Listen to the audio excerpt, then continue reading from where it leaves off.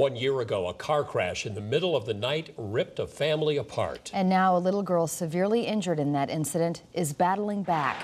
It was last May when a drunk driver slammed into the minivan Rachel Denny was driving on Highway 13 north of Central City.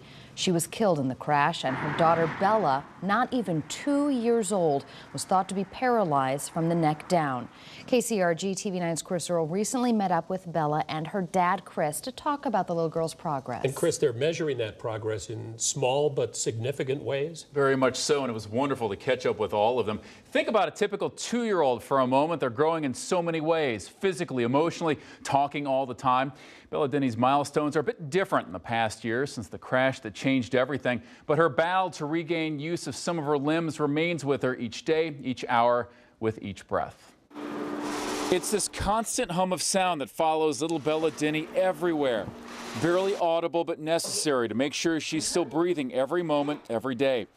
It's the little movements that will move the heart of her dad Chris and the family that lifts her up. I'm a father, God gave me his child, and I'm here to take care of her. Is it rough? But yeah, but I'm glad she's here. 1 year ago, this week, Chris Denny took the worst phone call a man, a husband, a father ever receives. It's the worst feeling in the world, to have your wife taken away from you and then potentially your daughter, and you hit rock bottom. The crash last May, just 5 miles from his home in Coggan, killed Rachel Denny and nearly killed Bella, only 22 months old at the time. Rachel was driving back from the ER to get Bella looked at as she'd not been feeling well. Those awful days after the crash left a devastated father caring for a little girl thought to be paralyzed from the neck down.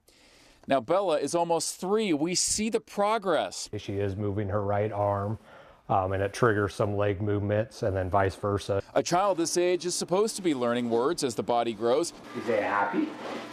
Yeah. Bella's vocabulary is growing, with brother for her 4-year-old brother Isaiah a new favorite. Her speech therapist is very proud of her, thinks that she'll be, cognitively normal.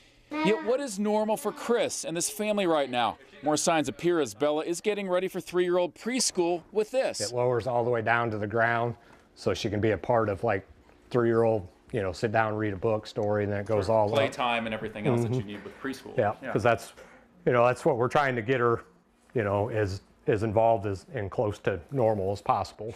This week, Chris and Bella are back in Chicago at the Shriners Hospital. It's the greatest hospital, and there she moves her hand again. The place where, after the crash, this valley turned into a victory of sorts. Small wins for months as Bella battled back. She's tough. Tough little girl. She's got her mommy's looks and her mommy's fight. We've seen her year of recovery documented on social media.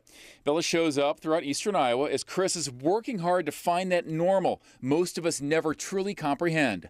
I tried to involve her with everything we do, Easter egg hunt to, just going out to a pancake breakfast for the firefighters. I tried to take her out, and live as normal life as possible. I asked Chris, what at this point does a family need to keep Bella progressing in all this recovery? He did not hesitate. He said a van that is specially configured to Bella. Chris said a good used van equipped like this runs about $45,000. They have a fundraiser scheduled for Wacoma Park in Center Point on Sunday, June 29th. It's still a ways away. On my web story, I have more information for contact points. If anyone's touched by the story, Bella has exceeded so many of the expectations, but her lifelong challenges still remain. It's at kcrg.com.